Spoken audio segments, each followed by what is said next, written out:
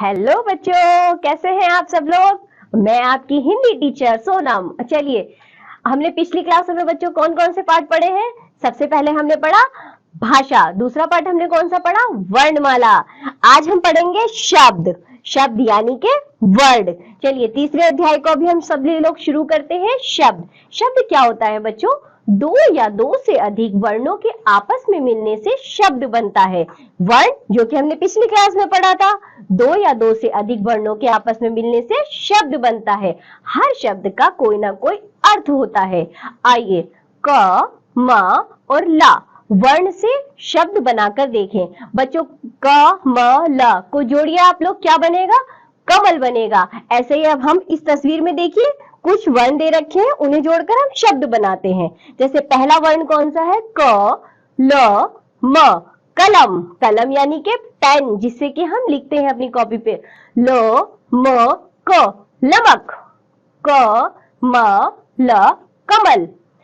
कलम एक लिखने की चीज है, कमल एक फूल का नाम है।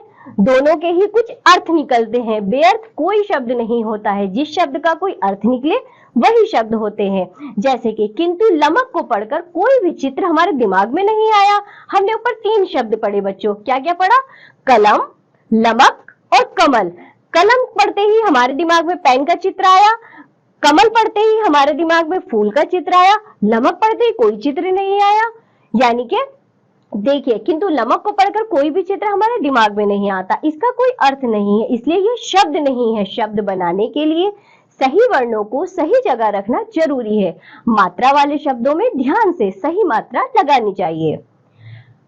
पाठ सारांश। बच्चों, हमने शब्द में क्या पढ़ा, शब्द वो होते हैं जो वर्णों को मिलाकर बनते हैं, वो हमारे क्या कहलाते हैं, शब्द कहलाते हैं। देखिए, वर्णों के मिलने से शब्द बनते हैं। हर शब्द का अर्थ होता है।